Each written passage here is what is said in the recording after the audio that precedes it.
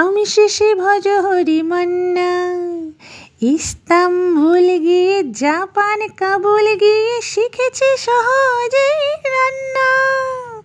আমি শেষে ভজহরি মান্না। না, আমি শ্রী শ্রী ভজহরি মান্না নই। আমি তোমাদের রান্নাঘরে যে মা কাকিমা দিদি বৌদিরা আছে তাদের মতোই আমি একজন।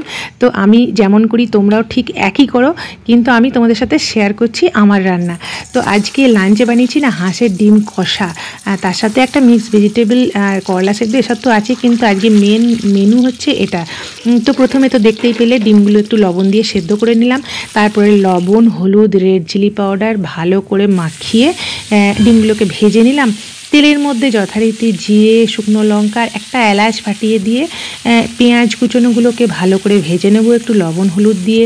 পেঁয়াজটা যখন লাল লাল ভাজা হয়ে যাবে তার মধ্যে টমেটো আদা রসুন আর কাঁচা লঙ্কার একটা সামান্য ছোট একটু পেস্ট, যেটা দিয়ে বাকি মশলাটাও ভালো করে ভেজে নেব। এবং এর মধ্যেই আমি দিয়ে দেবো জিরে, মানে ধনে জিরে গুঁড়ো বা মিক্স মশলা যেটা ইউজ করো, রেড চিলি পাউডার, আরও একটু সামান্য লবণ আর চিনি, এগুলো সমস্ত দিয়ে ঢাকা দিয়ে না মশলাটাকে কষতে দেবো। মশলা থেকে তেল যখনই বেরিয়ে আসবে ভাজা ডিমগুলো দিয়ে না আর একটু সামান্য জল দিয়ে আরও খানিকক্ষণ কষে নিতে হবে। ডিমগুলো সেদ্ধ অবস্থাতেই না যদি একটু করে চিড়ে দেওয়া হয় তাহলে মশলাটা খুব ভালো করে ভেতরে ঢোকে।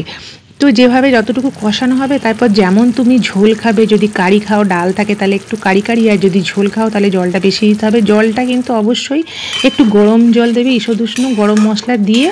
আর নামাবার সময় সামান্য একটু ধনে পাতা দিয়ে দিতে পারো। একটু ধনে পাতার সময় যদি ধনে পাতা না পাও বা অন্য সময় তুমি কাসুরি মেথি একটু হাতে গুঁড়ো করে নিয়ে দিয়ে দিতে পারো। তো এই রকম একটু পরিবেশন করে দিলে খেতে খুব ভালোই লাগে। তো এরকম ডিম কষা সবারই খুব পছন্দের, আমারও খুব পছন্দের, তাই তোমাদের সাথে আজকে শেয়ার করলাম। কেমন লাগলো অবশ্যই জানিও।